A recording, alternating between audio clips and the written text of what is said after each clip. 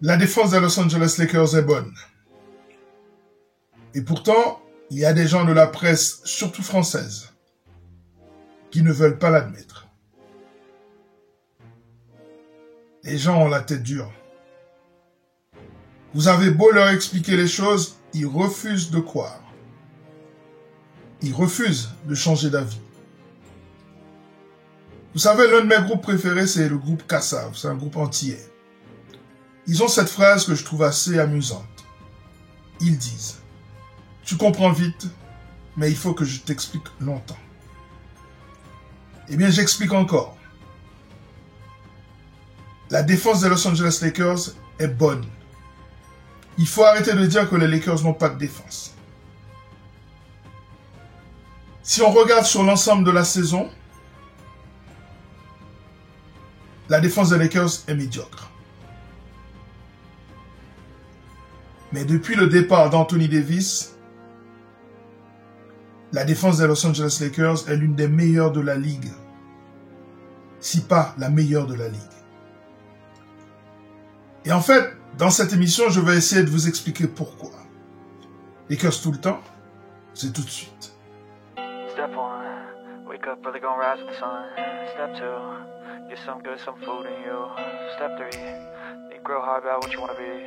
Step 4, everybody just do your thing. Wake up, today's gonna be a good day. Wake up, today's gonna be a good day.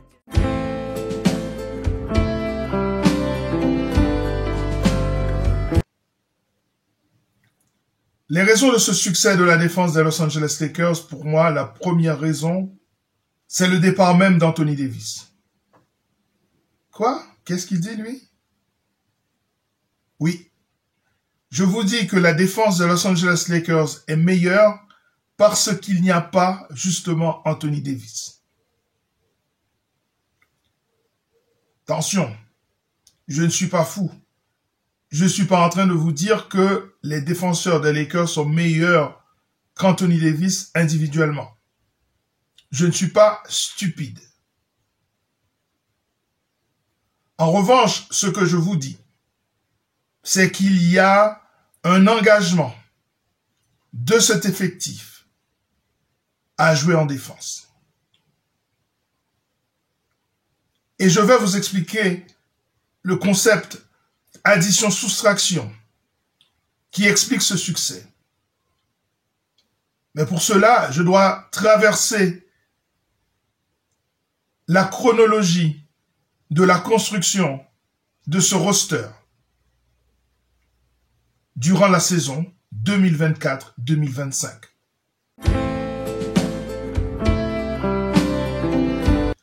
Sur la saison 2024-2025, la défense des Los Angeles Lakers est une défense moyenne.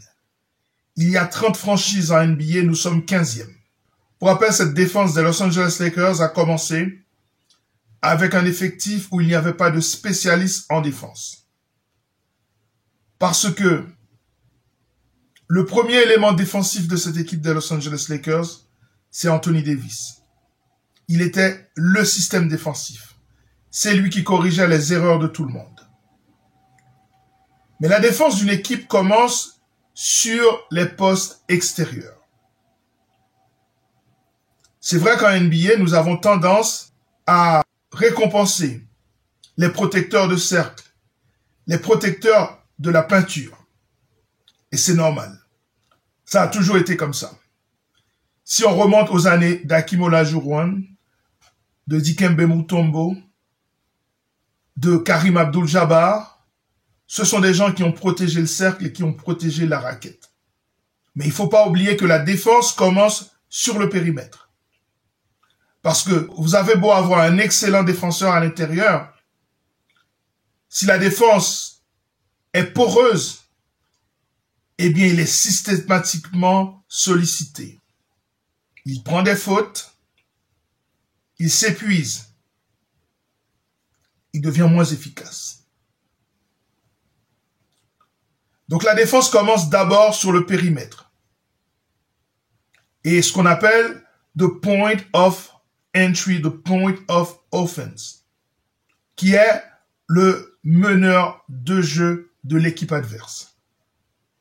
Quand une équipe construit une défense, c'est d'abord ce verrou-là qu'elle place. Les Los Angeles Lakers n'ont pas ce verrou. Ils n'ont pas quelqu'un capable de défendre le meneur de l'équipe adverse avec beaucoup de succès. Et c'est comme ça que la saison a commencé, sans cette personne-là. Puisque le meneur des Los Angeles Lakers, c'était D'Angelo Russell. Et souvenez-vous, il a vite quitté le 5 de base pour sortir du banc. Parce que le backcourt Austin Reeves, D'Angelo Russell n'était pas viable. J'en ai fait des dizaines de vidéos là-dessus. C'est ainsi que Max Christie est rentré dans le 5 de base. Justement pour régler ce problème, pour essayer de régler ce problème. Et force est de constater qu'il a connu un certain succès dans ce domaine. Et dès lors, lorsque le trade a été effectué, celui qui a envoyé D'Lo à Brooklyn et qui nous a ramené Dorian Finney-Smith, souvenez-vous, j'ai fait une vidéo où je vous dis, je suis choqué qu'on ait pu avoir un tel joueur pour si peu. Pourtant, on avait échangé notre plus grande monnaie d'échange, qui est D'Angelo Russell. Faut rendre à César ce qui lui appartient. Je vous ai dit, Dorian Finney-Smith est un joueur d'impact, de résultats. Ne regardez surtout pas ses stats. Ça ne sert à rien. Ça ne sert à rien.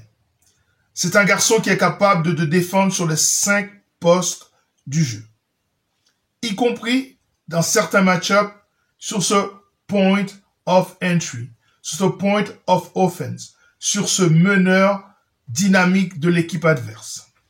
Donc ça a été le premier pas vers cette défense telle qu'on la connaît maintenant. Avec Christie et puis avec l'arrivée de Finney-Smith. Mais ce n'est pas tout.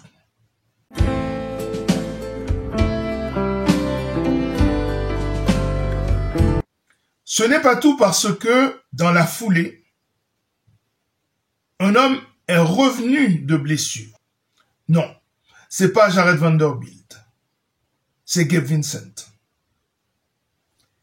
Maintenant, à côté de Dorian Finney-Smith, vous avez un garçon qui prend des charges, qui peut contenir des défenseurs beaucoup plus lourds que lui dans le pick and roll. C'est un luxe défensif, ça. C'est pas un excellent on-ball defender. On y reviendra. On en a dans l'équipe. Mais c'est pas Gabe Vincent. Par contre, Gabe, qui est souvent, il faut bien le reconnaître, ciblé par les attaques adverses en raison de sa petite taille, est un garçon qui est très intelligent en défense et qui peut contenir physiquement, quel que soit l'attaquant. Donc, ça te permet de switcher. C'est un luxe. Mais à côté de cela, cette fois, il y a un homme qui est revenu de blessure. C'est Jared Vanderbilt. Lui, il t'apporte de la science en défense. Il t'apporte l'effort. Il t'apporte la versatilité défensive. Les gars, je vais vous faire une confidence. Vu la construction, le squelette de notre effectif, je n'ai pas peur d'OKC. Je n'ai pas peur de Minnesota. On les joue ce soir. Je n'ai pas peur de Boston. Je n'ai pas peur de New York.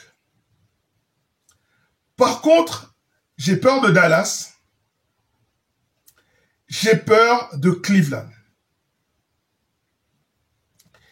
Parce que les meneurs dynamiques, athlétiques, créateurs, shooters, ball handlers, c'est des poisons pour notre défense. Mais les équipes avec les grands point guard de grande taille, qui jouent à leur rythme, qui sont des joueurs plus techniques que rapides, comme un Shai Gilgeous-Alexander par exemple, comme un Jalen Brunson par exemple, comme les mecs de Boston par exemple. Là, j'ai pas de problème avec ça. Parce que je leur envoie du Jared Vanderbilt, je leur envoie du Gabe Vincent, je leur envoie du Dorian Finney-Smith, je leur envoie même du LeBron s'il faut, même du Rui Hachimura s'il faut. Je n'ai pas de problème avec ça. Parce que j'ai la construction défensive qui me permet de défendre face à ces équipes-là. J'ai pas peur de Casey, qui est la meilleure équipe de la conférence Ouest. Sur une série de 7 matchs, je vois au moins 2 avantages en faveur des Los Angeles Lakers. On en parlera en temps venu. Donc, l'arrivée de Jared Vanderbilt nous donne ce dynamisme, ce côté polyvalent, cette switchabilité absolue, cette intelligence, ces rebonds offensifs qui nous faisaient défaut en début de saison. Mais quelque chose va se passer et ça va tout modifier. Et là, il va falloir réfléchir à comment s'adapter. Et cette chose, c'est le départ d'Anthony Davis associé à celui de Max Christie. Oui, comment on va faire pour pallier le départ de ces gars-là? C'est tout de suite.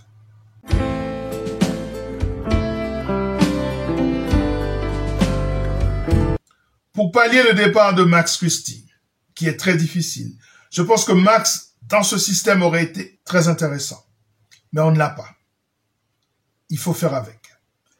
Donc, on va envoyer du Finney-Smith, du Jared Vanderbilt, du Gabe Vincent. Et surtout, on a Jordan Goodwin. Je pense vraiment que Goodwin est le profil qu'il nous faut. Parce qu'il est capable de défendre les petits, mais aussi les grands. Un peu comme Max. En plus, Goodwin, c'est un excellent rebondeur, surtout offensif. Pour un arrière, c'est excellent. Soit dit en passant, la question de Goodwin va être réglée dans les prochains jours. Parce que les Lakers ont jusqu'au 1er mars pour signer un mec qui était en two-way. Sinon, il ne sera pas éligible pour les playoffs. Donc, la décision, à mon avis, elle va être prise. Et si les Lakers ne coupent pas un joueur pour signer Goodwin, c'est qu'ils ont un autre plan en tête. Peut-être ont-ils pris vent d'un mec important qui va être coupé. Ils préfèrent garder la flexibilité pour pouvoir signer ce joueur. Peut-être un big, peut-être un meneur défenseur, peut-être un 3&D. On ne sait pas. Mais Goodwin est une solution intéressante dans ce contexte-ci. Et alors maintenant parlons de l'élément principal qui est Anthony Davis, qui est l'absence d'Anthony Davis. Et c'est là qu'on va pouvoir répondre à la question. Pourquoi la défense des Los Angeles Lakers est meilleure aujourd'hui qu'elle l'a été avant?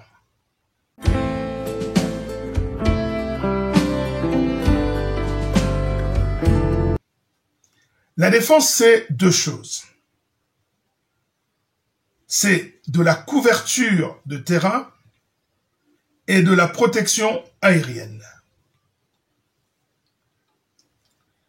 Les Lakers n'ont pas la protection aérienne, en tout cas pas assez. Par contre, ce qu'ils ont, c'est de la couverture de terrain.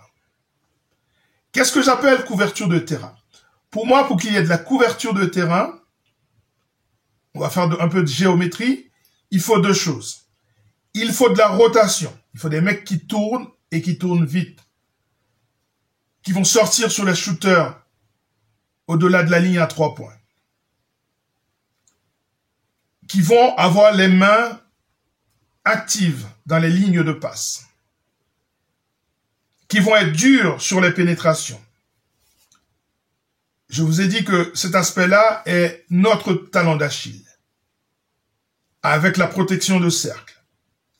Mais étant donné que nous avons un roster avec énormément de 3&D, avec des longs bras, eh bien la couverture de terrain est assurée. Le but d'une défense, c'est de réduire la taille du terrain. Quand on parle de spacing, qu'est-ce que c'est que le spacing?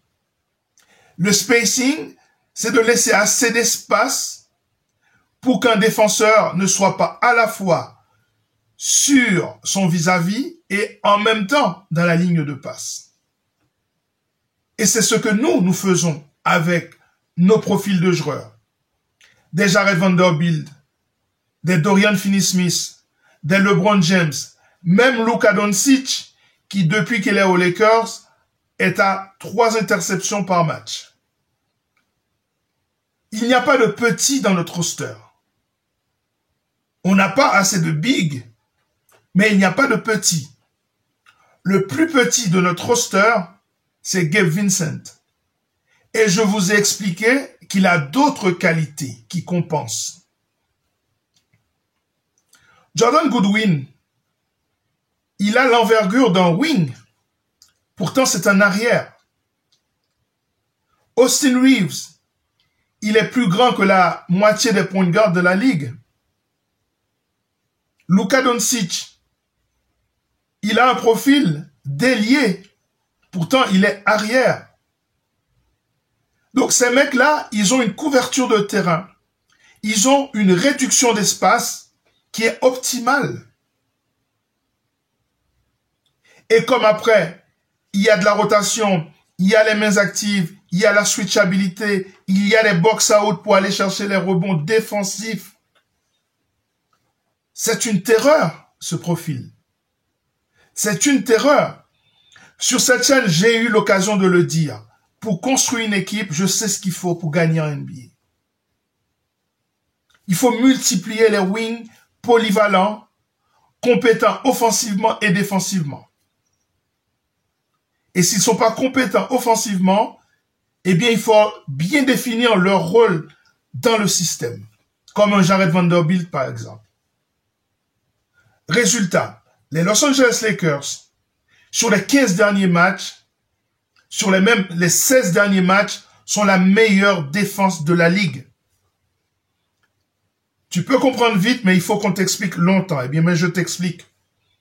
J'ai entendu sur certains médias français des gens expliquer que les Lakers, leur problème, c'est qu'il n'y a pas de défense. Les gens ne veulent pas comprendre. Ils ne veulent pas comprendre. C'est pour ça que je dis à mes enfants, essayez de donner une bonne impression dès le début. Parce qu'une fois que les gens vous ont casé, ils vous ont mis dans une boîte, c'est difficile d'en sortir. Les gens ne sont pas dans la nuance, ils ne sont pas dans la subtilité. Ils partent du principe qu'un gars comme Luka Doncic ne défend pas. Moi, je dis qu'il défend intelligemment. Ils disent qu'un gars comme Austin Reeves ne défend pas. Moi, je dis qu'il défend intelligemment. Ils disent que LeBron James ne défend pas. LeBron James, actuellement, pour moi, c'est l'un des meilleurs défenseurs de la ligue. Moi, je prends mes responsabilités en disant les choses. C'est l'un des meilleurs défenseurs de la ligue, là, maintenant. LeBron est en train de jouer à un niveau défensif qui est de très grande qualité. Très grande qualité. Parce que LeBron a compris qu'il y a quelque chose à faire avec cette équipe. Il y a de l'espoir. Le mec ne va pas s'épuiser à faire des rotations à 40 ans si ça ne sert à rien. S'il ne voit pas le bout du tunnel, s'il ne se dit pas qu'avec cette équipe, on a une chance. Alors que on avait Anthony Davis, pour moi, le deep boy de l'année, on ne l'a plus, pourtant on a une meilleure défense. Une défense beaucoup plus responsabilisante, parce que les gens dans le système comprennent qu'ils ont un rôle à jouer. C'est ça qui fait les grandes équipes. C'est quand chacun sait ce qu'il doit faire. C'est l'approche systémique des choses et fonctionnaliste. C'est-à-dire que chacun a sa fonction à l'intérieur du système. Si chacun fait sa part, eh bien l'ensemble fonctionne mieux.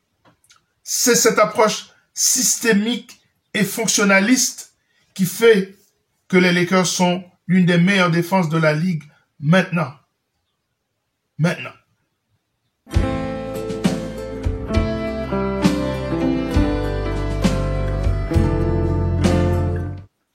Voilà, ça est terminé pour cette émission sur la défense des Los Angeles Lakers. Le match d'aujourd'hui sera, encore une fois, une occasion supplémentaire de voir son évolution face à un joueur comme Anthony Edwards qui est capable de mettre le feu à n'importe quelle défense. À très bientôt sur cette chaîne, Lakers tout le temps, la chaîne francophone des Lakers, pour une nouvelle émission consacrée à nos Lakers. Prenez soin de vous. Ciao.